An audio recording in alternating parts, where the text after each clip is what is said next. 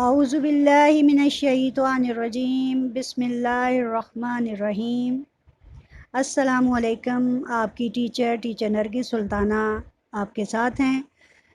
بیٹے آج میں آپ کو ترجمہ شروع کرانے جا رہی ہوں جماعت نحم کا، جس کے 3 حصے ہیں۔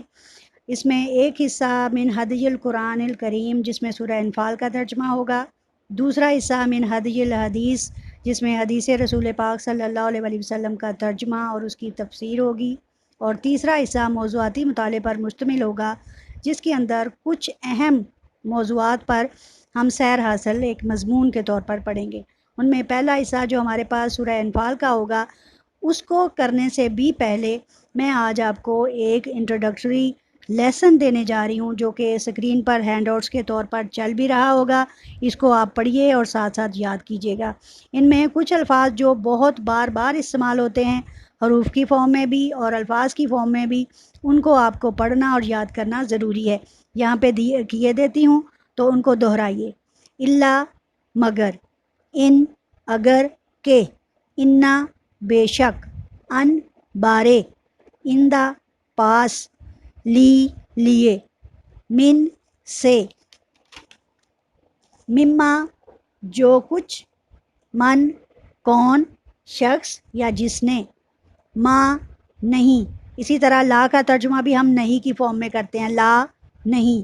الذی وہ ایک شخص یا ہستی، الذین وہ زیادہ لوگ یا زیادہ ہستیاں، آمنو ایمان لائے، جو ایمان لائے، یہ ماضی کا صیغہ ہے بیٹا، کفرو جنہوں نے کفر کیا، الا طرف، واؤ اور اذا جب، حاذا حاذی یہ دونوں مذکر اور مؤنث کے صیغے، اولئک وہی وہ، تلکا یہ، ہم وہ مردوں کے لیے، ہننا عورتوں کی ضمیر کے طور پر، کما جیسے کہ، فی میں، ب ساتھ، الا پر، اللہ خبردار۔ ٹھیک ہے، ان الفاظ کو بار بار دہرائیے گا، لیکن ان کے علاوہ اگر کوئی الفاظ کامن استعمال ہونے والے ہوں گے، ان کو میں آپ کے ساتھ جب بھی آپ کو آگے ترجمہ شروع کراؤں گی، میں ان کے بارے میں بولتی رہوں گی، تو آپ ان میں سے بھی کچھ کامن ورڈز ہوں گے جن کو آپ کو یاد کرنا آسان ہو جائے گا۔ اب بیٹا جس طرح ہم نے ان سوالات کے ساتھ ساتھ، یعنی کچھ سوال چھوٹے چھوٹے اٹھتے ہیں کہ ان کی گرامر کرنا بھی ضروری ہے، اس کو میں گرامر کی فارم میں آپ کو تھوڑا سا انٹروڈکٹری دوں گی، پورا کا پورا تو نہیں کرا پاؤں گی، لیکن کم از کم ان چیزوں کے بارے میں آپ کو جاننا ضروری ہے۔ جیسے اردو میں فعل کی 3 اقسام زمانے کے اعتبار سے استعمال ہوتی ہیں، وہ کون کون سی ہیں؟ فعل ماضی، فعل حال، فعل مستقبل۔ اب یہ تینوں زمانوں کو عربی گرامر میں 2 حصوں میں کر دیا گیا ہے، ایک ہے فعل ماضی اور دوسرا ہے فعل مضارع۔ فعل مضارع حال اور مستقبل دونوں کو ہی ڈیفائن کرے گا، دونوں ہی کو پریزنٹ کرتا ہے۔ جیسے ماضی میں کسی بھی کام کا کرنا، ہونا یا سہنا گزرے ہوئے زمانے میں پایا جاتا ہے۔ اس کے لیے میں آگے آپ کو اس کی مثالیں بھی دیتی ہوں، جبکہ مضارع کے اندر ہم فعل حال اور فعل مستقبل دونوں کی بات کریں گے۔ یہاں سکرین پر علامت مضارع کے طور پر آپ کے پاس ایک بڑا سا سرکل کے اندر لفظ ہے،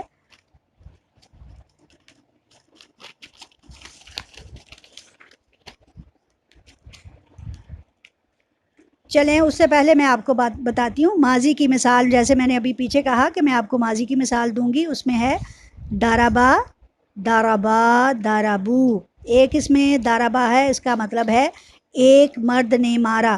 دارابو، دارابا کا مطلب ہے 2 مردوں نے مارا، اور دارابو سب مردوں نے مارا۔ جب دارابا پر ہم مضارع کی علامات کو ظاہر کریں گے تو اس کا ترجمہ تھوڑا تبدیل ہو جائے گا، اس کی علامتوں میں بھی تبدیلی آئے گی، اس کے اعراب میں بھی تبدیلی آئے گی۔ اگر ہم دارابا کے شروع میں یا لگا دیں گے تو اپنے سے اگلے دعاد کو یہ جزم دے گا اور آخری حرف کو پیش دے گا. جیسے آپ دیکھیں کہ دارابا سے ورڈ بنایا یا دریبو، جس کا ترجمہ کیا ہوگا؟ وہ ایک مرد مارتا ہے یا مارے گا. پیچھے میں نے آپ کو سمجھایا نا کہ مضارع کے اندر ہم کیا کرتے ہیں؟ فعل حال اور فعل مستقبل دونوں کو ڈیفائن کرتے ہیں. اب اسی ایک لفظ کا ترجمہ دو طرح سے استعمال ہو رہا ہے کہ وہ ایک مرد مارتا ہے یا وہ ایک مرد مارے گا.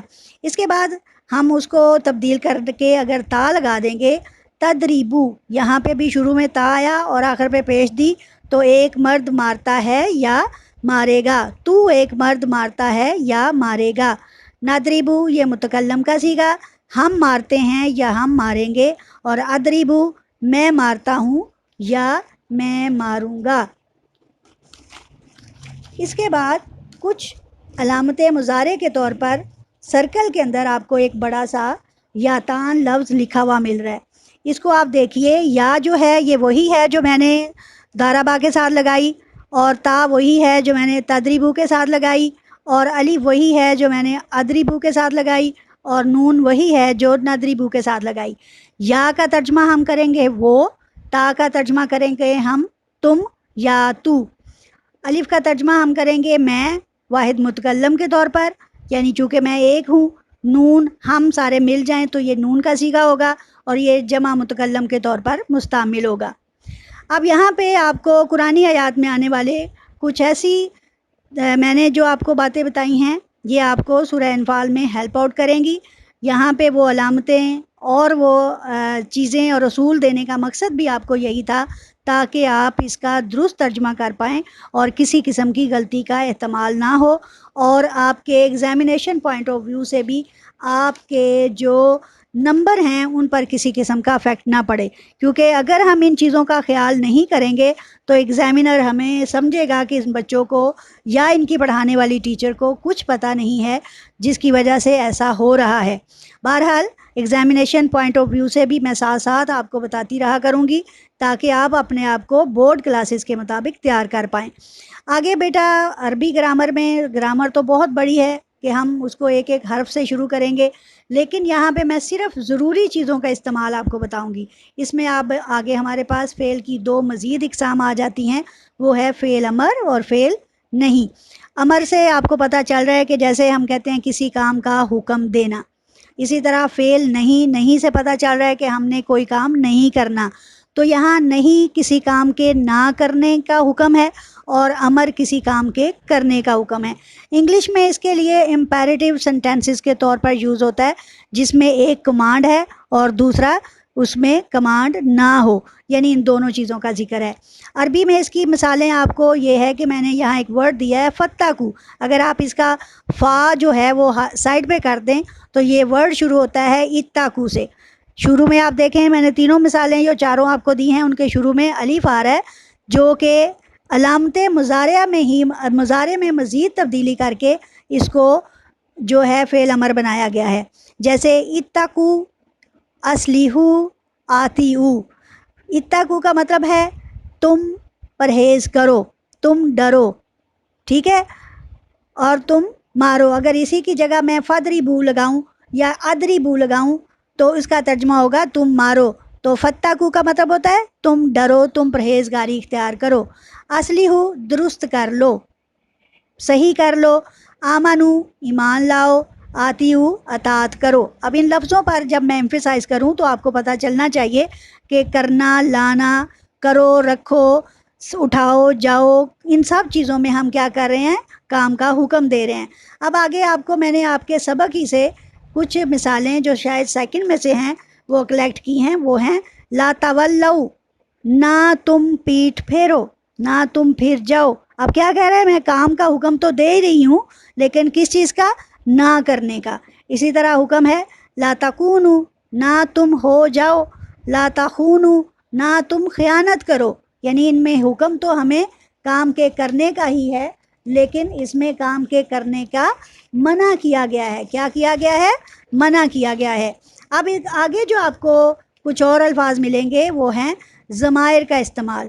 ضمائر ضمیر کی جمع ہے اور ضمیر ہوتا ہے جس طرح آپ انگلش میں ناؤن کے ساتھ پرو ناؤن یوز کرتے ہیں.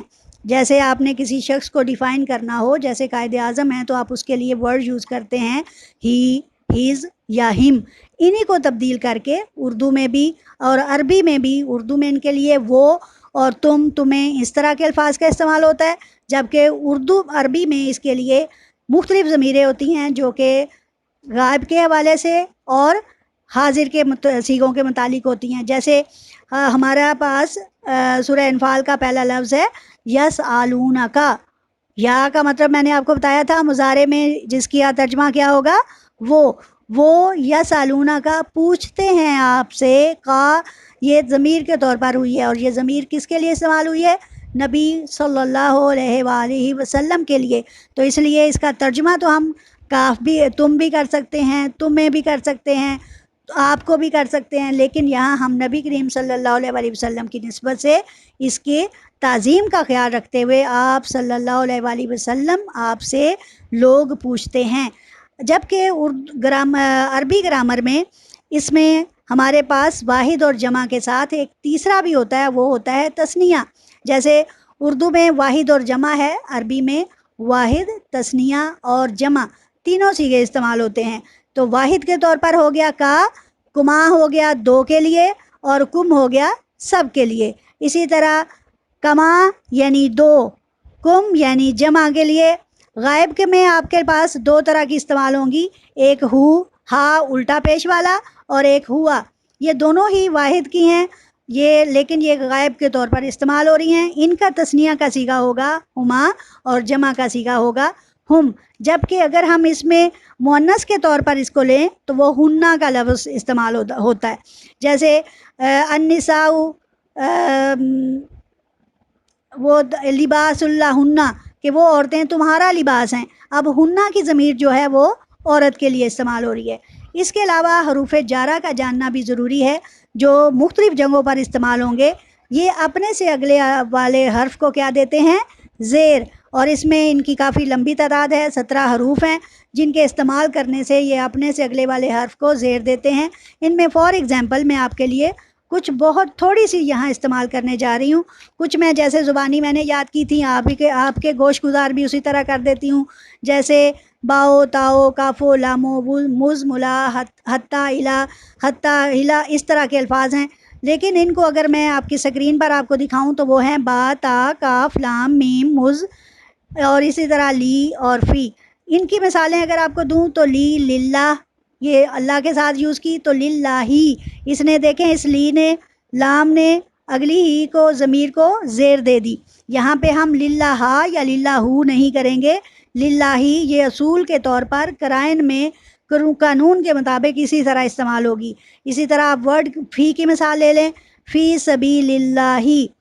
اسی طرح ہم نے قرآنی آیت میں لقد کان لکم فی رسول اللہ اسوۃ حسنہ پڑھا.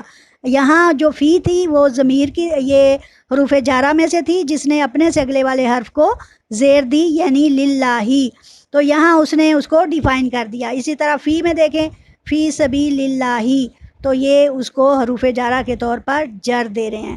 تو میرا خیال ہے بیٹا اس انٹروڈکٹری لیسن کو کر لینے کے بعد مجھے یقین ہے اور اعتماد ہے کہ آپ اس کو گھر پہ ضرور کریں گے، اور جو ہمارے اور آپ کے درمیان دوری ہے وہ اس سلسلے میں آڑے نہیں آئے گی کہ آپ اپنے کام پر توجہ نہ دیں.